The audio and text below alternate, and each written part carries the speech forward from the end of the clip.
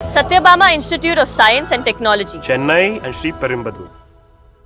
இந்தியாவில் 100 கோடி மக்கள் ஈரப்பத வெப்ப அலை எனப்படும் வெட் பல்ப் டெம்பரேச்சர் பாதிப்புக்கு உள்ளாக வாய்ப்பு இருப்பதாக இங்கிலாந்தின் ரெடிங் பல்கலைக்கழக ஆய்வு அதிர்ச்சி தகவலை வெளியிட்டிருக்கிறது. இதுகுறித்து புதிய தலைமுறையின் காலநிலை அணி வழங்கும் தொகுப்பை பார்க்கலாம்.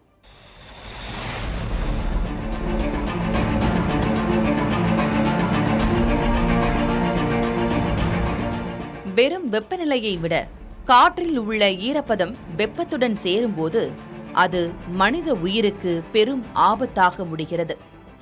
பொதுவாக வெயில் அடிக்கும் போது வியர்வை வெளியேறி நம் உடலை குளிர்விக்கும். ஆனால் காற்றில் ஈரப்பதம் அதிகமாக இருந்தால் வியர்வை வெளியேறாது. இதனால் உடல் வெப்பநிலை உயர்ந்து வெப்பத்தாக்கு ஏற்பட்டு மனிதர்கள் உயிரிழக்க நேரிடுகிறது.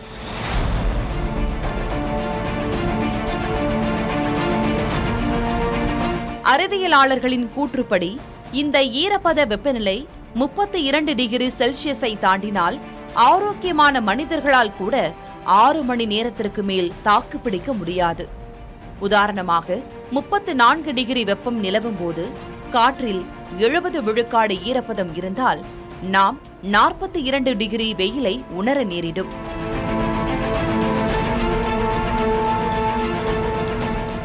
இந்த ஆய்வின் மற்றொரு முக்கிய அம்சம் என்னவென்றால், கோடை காலத்தை விட அக்டோபர் முதல் ஜனவரி வரையிலான காலத்தில்தான் ஈரப்பதம் அதிகமாக இருக்கும்.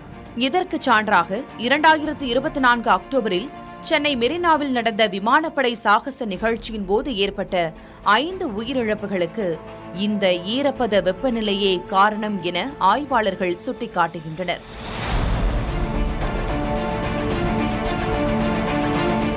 தமிழகம் நீண்ட கடற்கரையை கொண்டிருப்பதால் இங்கு ஈரப்பதம் எப்போதும் அதிகமாகவே இருக்கும்.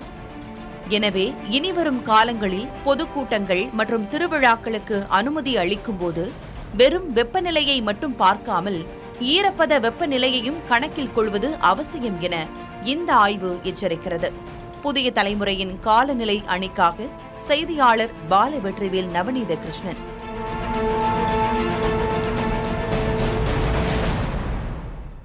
Satyabama Institute of Science and Technology, Chennai and Sri Perumbudur.